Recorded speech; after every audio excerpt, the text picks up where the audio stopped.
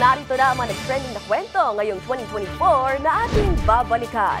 Mala Korean drama scene ng dalawang pusa sa gitna ng daan, kinaaliwan online. Kakaibang bonding ng binata at alaga nitong kalabaw, nagpa-good vibes sa netizens. Reaksyon ng kaibigan na mas kabado pa sa barkada niyang sumakay sa giant swing sa Rizal, nag-viral. Video ng kasalan nilaro ng mismong bride at groom sa Marikina, ating muling panoorin. Mala graduation na haba ng pila sa isang kasal, nagpa-wow sa wedding photographer. Ikaw challenge na uso sa TikTok, ilang celebs kumasa na rin.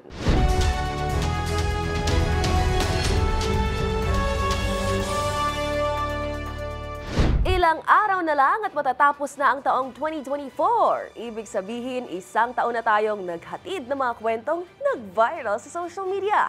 Kaya naman para sa ating episode ngayon, babalikan natin ang mga humakot ng matataas na views, comments, and shares na siyang kumiliti at nagbigay aliw sa mga netizen. Kasama ang buong grupo ng TNVS Trending and Viral Show, ang kukumpleto ng buong kwento. Ako po si Angelica Cosme at ito ang TNVS. Una sa Pilipinas, una sa Pilipino.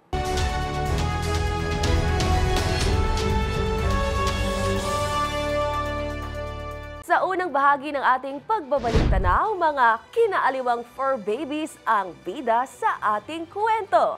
Kaya naman, meow of tears? Hindi nakaligtas sa mata ng netizens ang tila mala Korean drama scene ng dalawang pusang ito na parang nag-aaway sa gitna ng kalsada. Kahit pa ang dalawang driver ng sasakyan, alam ang kanilang assignment na respetuhin ang umano'y privacy ng dalawa. Ang naging malikot na isipan ng mga netizens sa nakuha ng eksena, tutukan sa report ni James Galange.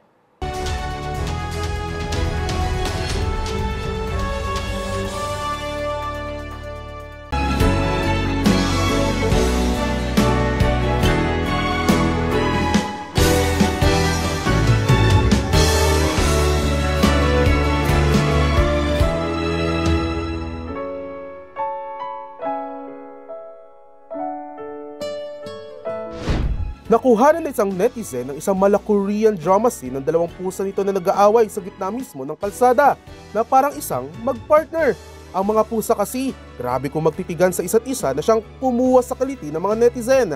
Ang mga driver ng sasakyan, alam ang kanilang assignment na mistulan pa nga naging spotlight na dumagdag sa intense na nangyaring eksena.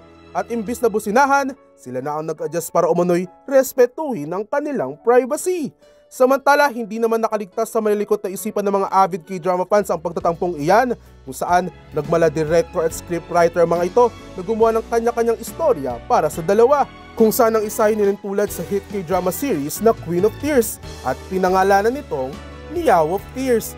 Hirit naman ng isa, magpropose na raw sana ang pusa, ngunit nalaman raw nito na niloko siya ng kanyang partner at sinubukang ipaglaban ang kanilang pagmamahalan. Habang sa isang netizen, sinusubok raw ang kanilang relasyon na may kinalaman naman sa estado ng kanilang buhay. Umabot ng naturang video na mahigit 7 million views at 2.4 million reactions sa Instagram at Facebook. Para sa Deezer HTV, ito si James Galange, una sa Pilipinas, una sa Pilipino.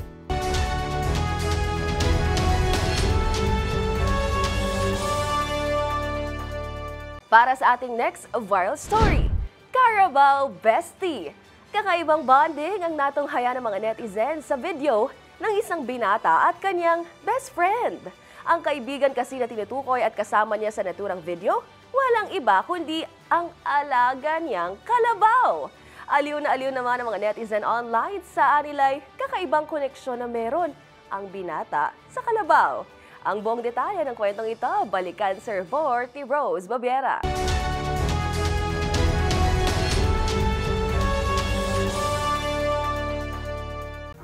Hindi nalingid sa kaalaman ng lahat na ang kalabaw ay isa sa mga itinuturing na kaibigan ng mga tao, lalo na sa mga naninirahan sa bukirin. Ito kasi ang kasakasama ng mga magsasaka sa lahat ng kanilang gawain at kung sipag lang ang usapan, wala ring hihigit pa sa kanila. Ngunit ibahin ninyo ang kalabaw na ito sa isang viral video online kung saan kuhang-kuha kung gaano siya nakikibanding sa kanyang amo o mas angkop sa kanyang kaibigan. Sa video, makikita na nakahiga sa sahig ang kalabaw kasama ang isang binata. Halos nakasandal pa ang dalawa sa isa't isa habang ang binata ay kumakain ng tubo. Kitang-kita sa video kung gaano kakomportable ang kalabaw habang tila nagsisiesta kasama ang binata. May ilang sandali pa nga na halos nakatulog na ang kalabaw at may pagkakataon din na halos daganan na ng kalabaw ang mukha ng binata na hindi naman ito alintana dahil mukha lang itong naglalambing. Aliw na aliw naman ang mga netizens sa rare sight na ito. Ika nila napaka-sweet naman ang bonding ng dalawa na parang hindi makapaniwala ang mga ito. May ilang ding humanga dahil saan nila kakaibang koneksyon na nabuo nito sa alaga niyang kalabaw. Ang isa pa nga, pinatunayan din kung gaano maaasahan ng mga kalabaw, nakatuwang din aniya ng kanyang ama sa bukirin. Sa ngayon, ang video na ito ay humakot na ng 2.7 million plays at 46,000 likes. Para sa DZRH TV, ito si Rose Babiera. Una sa Pilipinas, una sa Pilipino.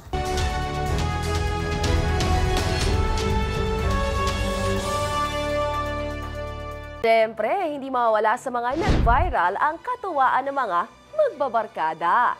Gaya na lang ng magkakaibigang ito mula San Mateo, Rizal, kung saan hindi na mawari kung overprotective ba o overacting na. Enjoy kasi ang isang babae sa pagsakay nito sa isang giant swing kung saan siya nagbakasyon kasama ang mga kaibigan. Ngunit ang agaw eksena dito ay ang isa niyang kasamahan na tila mas kabado pa para sa kanya, bagay na kinaaliwan ng netizens. Ang mga detalye, balikan natin si Rose Babiera.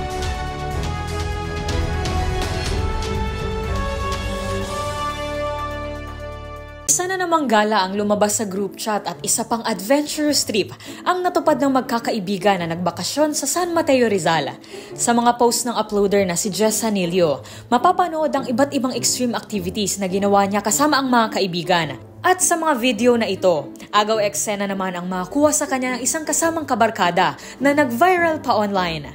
Sa video kasi kung saan enjoy lang si Jessa sa pagsakay nito sa isang giant swing. Tila mas kabado pa ang kanyang kaibigan kung sigawan siya nito na kumapit sa lubid ng duyan. Mag-ingat aniya ang dalaga para hindi ito madisgrasya dahil hindi raw nagpaalam ang mga ito sa kanilang mga magulang. Jess, umawak ka! Hindi tayo nagpaalam. Marami ang naaliw na netizen sa pagiging prangka ng kaibigan. Katulad niya, kinabahan din ang mga ito para kay Jessa at sa hindi nito pagpapaalam sa ina. Biro pa ng ilan, kung hindi raw mag-iingat si Jessa ay talagang magiging kwento ito. Patukoy sa sarkastikong biruan online na kapag namaalam ang isang individual ay madalas pagkukwentuhan ng kanyang mga naiwang mahal sa buhay ang kanyang naging buhay. Sagot naman ni Jessa, ayos lamang daw dahil may magkukwento naman ito. Para sa DZRH TV, ito si Rose Babiera. Una sa Pilipinas, una sa Pilipino.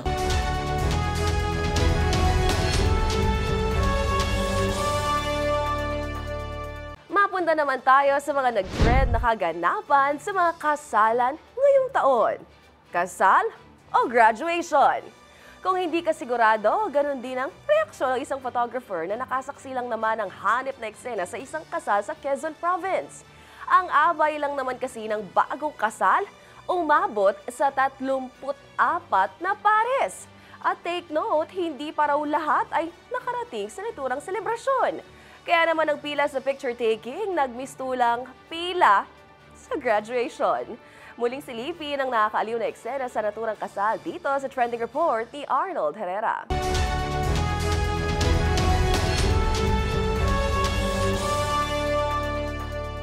Picture perfect at Instagrammable.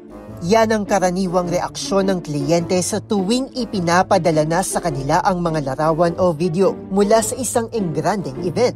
Pero ang hindi alam ng publiko, marami pang behind the scenes ang mundo ng production na masarap ding balik-balikan. Tulad na lang ng isang hanip na eksenang nagpa-wow sa isang photographer sa Quezon Province.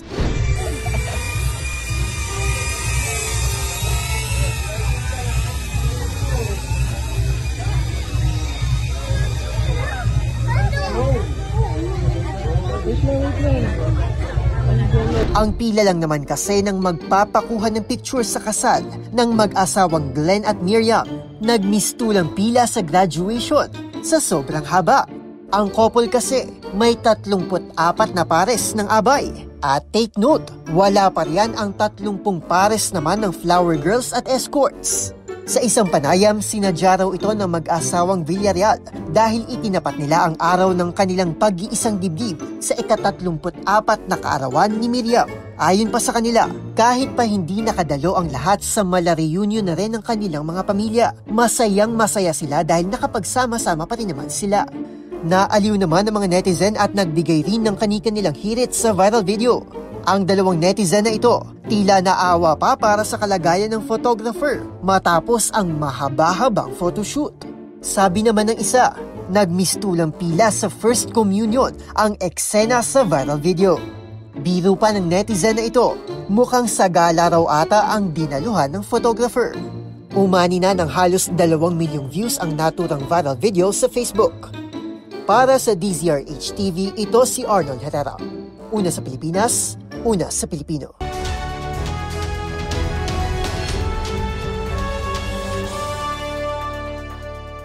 At syempre, meron din kaming baon pagdating sa #WeddingGanaps. OA meets OA.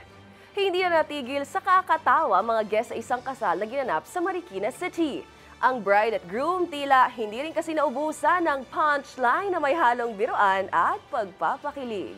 Ayon sa uploader, ito raw ang nangyayari kapag ang isang OA nakapangasawa ng isa pang OA. Ang kulitan, asaran at iba pang ganap sa comedy Bahar Este. Kasalang ito, muling panoorin sa Trending Report ni Rose Babiera.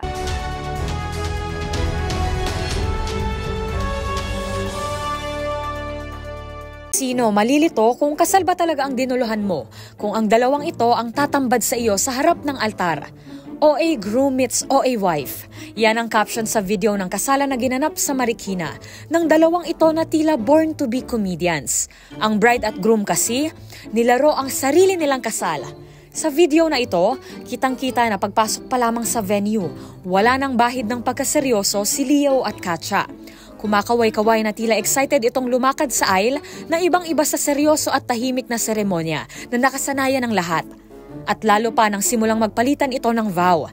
Nag-aasara lang ang dalawa, maski nang maghayag ito ng mga mensahe sa kanilang mga magulang. Hirit ni Katya, nagpapasalamat daw siya na pumayag ang ama na si Leo ang kanyang pakasalan. At hirit naman ni Leo, laking pasasalamat niya rin na hinayaan na ngayon mga biyanan na ligawan niya si Katya.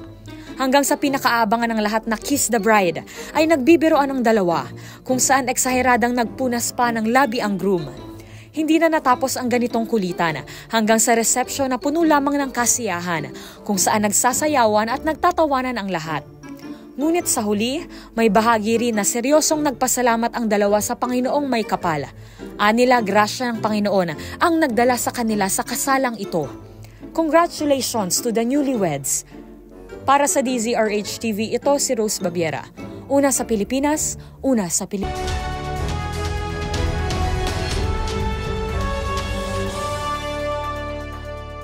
At para sa ating huling istoryang babalikan, ngayong 2024, marami ang nausong challenge sa TikTok. Siyempre, nariyan ang iba't ibang dance craze gaya ng Maybe This Time at Apa To ni na Bruno Mars at Blackpink Rosé.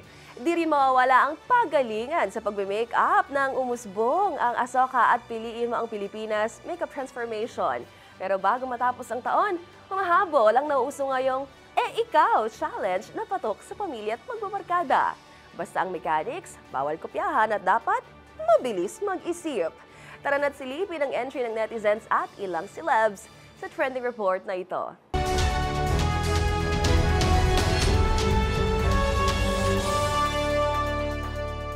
Paniguradong dumaan na sa iyong FYP o For You page at TikTok ang viral challenge na ito. Di kasi kailangan ng props o kung ano mang sound effects. Basta ang kailangan, mabilis mag-isip, di maubusan ng description sa ginagawang action o hand gestures at syempre, bawal kopyahan sa Ikaw Challenge. Naglalagay ako ng fertilizer, ikaw. Hinahanap ko ang true love ko, ikaw. Tinuturo ko yung F ko, ikaw. Pinipindot ko yung switch ng ilaw, ikaw. Nagpa-plancha ko, ikaw. Nagaano ko. Mapabata man o young at heart, kumasa na sa paandar na ito lalo pa ngayong kabi-kabilang Christmas parties. Ang ubusan ng brain cells, ikaw challenge ay pinauso ng theater group na Spit Manila. Movement that you can repeat over and over. For example, ganyan, ganito. This game is called Ikaw. At syempre, di rin papahuli ang ilang celebs gaya ni Unkaboggable star Vice Ganda kasama ang aktres na si Eugene Domingo. May kaaway akong inuungod-ngod ko. Ikaw. Naglilinis ako ng inodoro. Ikaw. Gayon din ang P-Pop Kings SB19. Nanghuhula ako, ikaw. Tinutulungan ko si Goku para matalo niya si Vegeta. At Global Pop Group Horizon. Nakataya yung kamay ko, ikaw. Nahuli ako ng pulis, ikaw. Kumakanta ako, ikaw. Hala, nagbabasket. Kaya naman, ikaw, papahuli ka pa ba? Para sa DZRH TV, ito si Angelica Cosme. Una sa Pilipinas, una sa Pilipino.